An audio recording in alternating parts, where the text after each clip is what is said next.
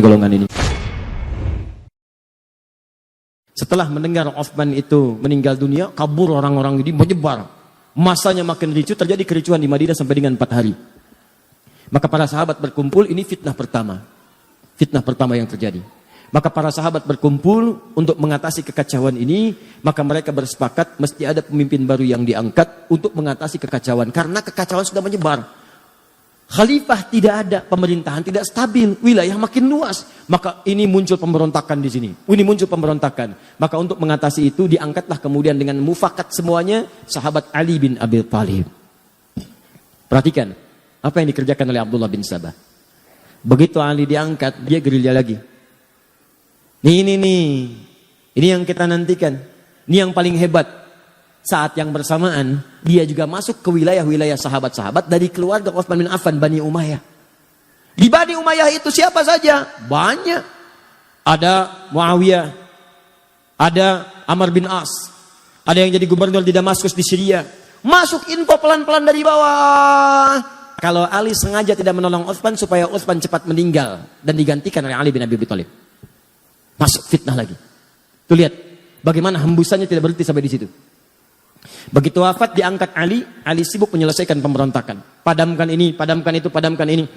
Sementara Abdullah bin Sabah melihat seperti itu, dia melihat, ini kalau begini terus, peluang saya habis dengan kelompok-kelompok saya.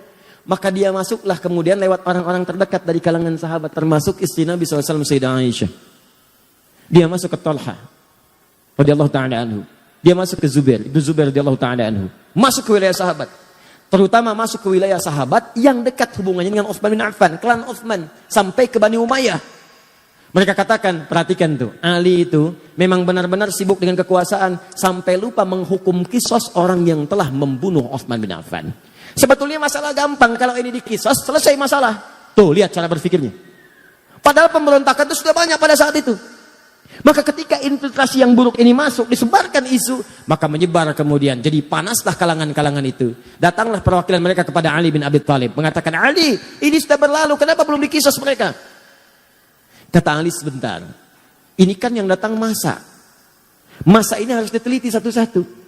Harus ada bukti yang jelas, berikan saya waktu. Begitu menyampaikan demikian, tidak puas semua, nggak bisa, ini nggak bisa. Disulut lagi dari bawah. Sampai terjadi kemudian perang Jamal. Perang Unta. Diprovokasi, masuk kemudian ke lingkungan para sahabat yang lainnya. Ingat teman-teman sekalian, para sahabat itu mulia, udul. Jangan katakan apakah para sahabat mudah terprovokasi, bukan. Karena cara pandang sahabat bukan provokasinya, cara pandang sahabat pada hukumnya. Sebagian mengatakan kalau salah, ketahuan harus segera dihukum. Mereka tahu yang salah si fulan, tapi Ali berpendapat buktinya perlu jelas dulu. Kan sekarang juga 2 alat bukti yang jelas, demikian kan? Sahabat tahu ini pelaku si fulan. Cuma Ali perkenankan saya mengumpulkan bukti dulu. Yang lain minta segera dikisos karena sudah tahu si fulan. Ali bertahan dulu sampai mengumpulkan bukti yang kuat. Dikacaukan ini oleh tadi para penyusup tadi. Maka diprovokasi, kalian sahabat Nabi, kalian orang mulia, ini nanti akan diminta pertanggungjawaban oleh Nabi. Kenapa tidak dihukum? Tegur Ali sampai terjadi perang Jamal. Jamal itu unta. Karena peperangannya pada dipimpin oleh Sayyidah Aisyah menggunakan unta. Begitu sedang berperang itulah kemudian kata Ali para sahabat yang lain, ini unik nih. Sholatnya pernah sama-sama, pernah beribadah sama-sama, dan mereka menegakkan nilai sama-sama. Yang satu prinsipnya baik, yang lainnya juga baik. Tegakkan hukum, yang kedua siap menegakkan, kami kumpulkan bukti. Dua-duanya benar ijtihadnya. Yang salah itu yang memprovokasi. Maka apa yang terjadi? Yang terjadi adalah dua-duanya mengatakan, tolong ya, kalaupun kita berperang, ini bukan untuk memusuhi, ini untuk menegakkan apa yang kita kemudian telah pahami. Jangan saling melukai. Ini aneh Pak, saling berperang, tapi jangan terkena sabatan pedang. Kalau bisa jangan orangnya, untanya aja. Itu terkenal dalam sejarah. Jadi begitu bertemu, nggak ada yang mau duluan.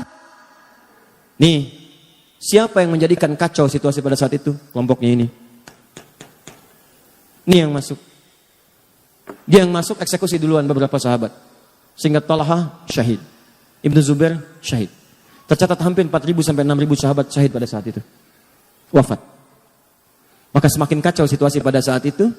Dihadirkan kemudian segala hal dan sebagainya. Sampai beritanya sampailah ke Damaskus, ke Syria. Pada tokoh yang masih sangat kuat pada saat itu. Teman-teman sekalian dari klan Bani Umayyah. Pada kekuasaan Muawiyah. Sampai dengan ke Amr bin As. Kemudian diantara pendukungnya.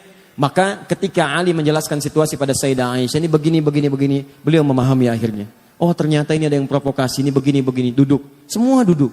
Tapi itu tidak sampai kepada Syam di Syria. Yang saya katakan tadi, belum ada pesawat, belum ada telepon. Berita yang sampai di sana, pendukungnya Utsman dianiaya oleh Ali. Bayangkan. Sehingga ketika Ali mengatakan kita harus jaga stabilitas ini. Lebih baik kuatkannya pemerintahan dulu. Aisyah akhirnya ya mengakui kita bayat. Semua bayat, semua bayat. Tenang. Tapi sampai ke Syam itu nggak nyampe beritanya. Akhirnya apa yang terjadi? Diprovokasi. Karena ini sudah perlakuan yang buruk. Maka kami, kata ini nih, pengikut ini datang ke sana. Kami hanya akan mengangkat khalifah bukan Ali. Yang kami angkat Muawiyah saja. Maka diangkatlah kemudian khalifah di sana sampai mendeklarasikan sebagai khalifah baru. Anda bayangkan tuh. Fitnahnya luar biasa. Maka apa yang terjadi? Sudah nggak sempat, konon ada yang menyebutkan Muawiyah kirim utusan untuk klarifikasi, tapi di tengah jalan kemudian dieksekusi. Begitu dieksekusi oleh kelompok dari sini, sempalan sini, nyampe berita ke sana, Ali yang eksekusi. Semakin kuat kemudian rasa bencinya, marahnya, diprovokasi demikian, maka menyiapkan pasukan. Disampaikan juga kepada Ali, Muawiyah sudah menyiapkan pasukan, tidak mengakui kekhalifahan. Maka secara singkat disampaikan, Ali pun mesti siapkan pasukan. Maka dua-duanya menyiapkan pasukan, dikenal dengan perang Siffin itu. Maka apa yang terjadi?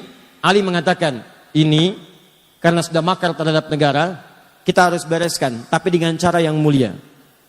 Sama kayak tadi tuh, pelan-pelan, karena sama muslim. Gak ada yang mau nyakiti, gak ada yang mau macam-macam. Ini masuk lagi nih. Yang ini nih, aduh. Nanti saya tunjukkan kepada Anda, ini cuma contoh orang, tapi pemikirannya diwariskan. Dalam setiap hal-hal yang terjadi semacam ini, Anda akan temukan provokator-provokator bertebaran. Termasuk sekarang semakin bertambah eranya, tapi ini nggak akan berubah. Termasuk di YouTube juga banyak provokator nanti. Nanti akan temukan itu. Kembalikan ke sini. Jadi begitu sudah masuk, singkatnya bertemu, lebih besar pasukan dari sebelumnya, terjadi peperangan itu sampai pasukan Muawiyah terdesak. Ya, apa yang terjadi pada saat terdesak Muawiyah? Saya katakan di belakang kan ada Amr bin As yang seterusnya, itu jenius. Kata mereka, sudah kita kalau teruskan akan kalah nih. Dan makin banyak korban. Gini aja, supaya duduk sama-sama diskusi, duduk dengan baik, maka kita lakukan tahkim. Tahkim itu tombak Al-Quran. Ya, kemudian bukan ditombak untuk menunjukkan sesuatu yang kotor, bukan. Maksudnya untuk berhukum dengan hukum kitabullah. Kenapa menggunakan tombak? Karena mudah diangkat begini. Kalau ngangkat orang kan belum ketahuan apa maksudnya. Begitu dipanah dari belakang, meninggal, repot lagi. Maka yang diangkat Al-Quran begini, semua berbaris di belakang Muawiyah. Ketika berbaris, diangkat kemudian mushaf. Saat diangkat itulah kemudian Ali mengatakan, tidak itu siasat, saya tahu itu siapa yang bikin. Karena Ali kenal Amr bin As. Tanya dulu mereka, kalau mereka ingin tahkim, mereka harus menyerah dulu. Mereka harus menyerah. Kalau sudah menyerah, baru tahkim. Karena situasinya sedang demikian kacau. Kalau tidak menyerah, duduk sama-sama, maka mustahil bisa diskusi dengan baik. Ini Ali. Wah, ketika Ali perintahkan, terus dorong mereka sampai mereka menyerah. Maka yang satu golongan mengatakan, Ali kamu nggak benar nih. Dalam fikih perang, kalau sudah ada yang tahkim mengangkat Al-Quran, hukum dikembalikan kepada Allah, nggak boleh kita serang. Maka orang-orang ini langsung keluar dari barisan Ali. Keluar dalam bahasa Arab disebut dengan kharaja. Orangnya kharijun. Kalau keluar karena tidak sepakat dan keras sifatnya dan cenderung buruk keadaannya, maka dikenal dengan nama khawarij. Maka muncullah kemudian orang-orang golongan ekstrim baru. Dia mengatakan, lihat nih, Ali menyimpang. Kafir nih Ali. Kafir. Anda bayangkan tuh. Siapa mereka dibanding Ali? Ali itu menantu Nabi. Jaminan surga. Pemuda paling hebat, paling setia. Nyawanya dikorbankan bahkan untuk risalah Islam, bahkan untuk Nabi. Dalam peristiwa Isra Mi'raj, itu cuma ada 3 orang di rumah itu. Begitu akan berangkat, kata Nabi, Ali, kamu tidur di tempat tidur saya ya. Saya dengan Abu Bakar akan hijrah. Kamu yang gantikan di sini. Itu tahu tempat tidur Nabi itu. Itu yang jadi tujuan. 100 orang pemuda pasukan khusus sudah ngintai, taruhannya nyawa. Ali masih muda, Abu Bakar sudah sepuh. Dengan Nabi mau berangkat. Apa kalimat Ali? Bala ya Rasulullah. Siap. Siap. Dengan nyawanya. Tidak pernah tertuliskan di buku sejarah manapun Ali protes. Misal ada kata-kata, ya Rasulullah, jangan saya, Abu Bakar aja yang tuaan dikit. Misalnya, enggak tuh. Ali, Abu Bakar begitu mulia. Teman Nabi, mertua Nabi, sahabat Nabi, hidup dengan Nabi, sehijrah dengan Nabi, wafat dikubur di samping Nabi, mulia. Hati-hati, karena nanti setelah ini akan ada yang mengadu domba dengan semuanya. Perhatikan baik-baik. Wah, Ali begini, Ali begitu, kafir. Ini orang luar biasa nih. Baru belajar 1-2 hari udah nyebut Ali kafir. Kafir, kita keluar dari Ali. Orang-orang ini lagi kesini nih asalnya. Provokasi, Ali kafir nih, Ali nggak benar. Melanggar ketentuan Allah, kafir Ali. Maka keluar dia. Mereka ini termasuk menyalahkan Muawiyah karena berontak kepada Ali. Termasuk menyalahkan Ali karena tidak menyelesaikan itu dengan tahkim. Maka mereka memandang Muawiyah itu kafir, Ali kafir. Kanan kiri kafir. Ini kafir, ini kafir. Hukumnya wajib dibunuh.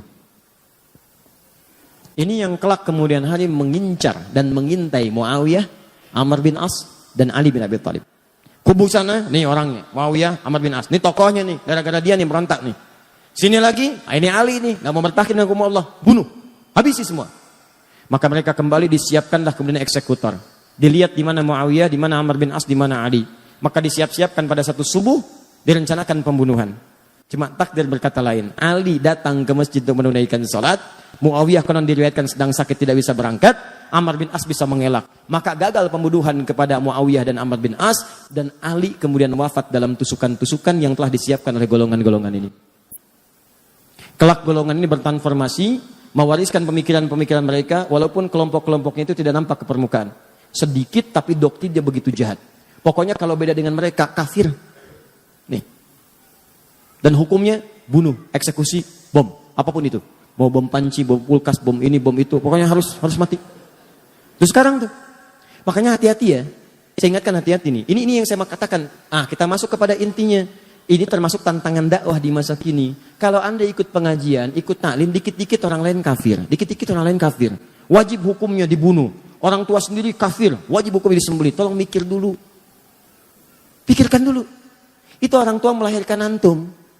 Mohon maaf ya, mohon maaf. Quran aja mengatakan, ini Al-Quran loh. Quran surah 31 ayat ke-15. Sekalipun antum ada yang masuk Islam, orang tuanya belum muslim. Antum duluan muslim misal. Itu tidak boleh Anda menyakiti orang tua dalam urusan dunia. Dalam urusan akhirat silahkan beda-beda. Kalau diajak boleh nolak. Tapi dalam urusan dunia jangan sekali-kali Anda menyakitinya. Apa kata Allah? فَإِنْ جَاهَدَاكَ عَلَىٰ أَنْ تُشْرِكَ بِي مَا لَيْسَ لَكَ بِهِ عِلْمٌ فَلَا تُطِعْهُمَا. Kalau ada orang tua masih non-muslim mengajak kepada perbuatan syirik, ngajak kamu ibadah lagi seperti mereka, kamu tolaklah dengan cara yang lembut. Jangan ditaati. Lihat. وَصَاحِبْهُمَا فِي الدُّنْيَا مَعْرُوفًا. Tapi selama kamu hidup di dunia, maka perlakukan mereka dengan perlakuan yang indah. Kalau punya gaji lebih, berikan hadiah. Kalau punya makanan, bagi. Kalau punya rezeki melimpah, bagi. Dan saat itulah doakan kepada Allah supaya mereka mendapat hidayah. Tiba-tiba datang golongan ini mengatakan, kamu muslim ya? Muslim. Orang tua kamu kafir tuh, bunuh.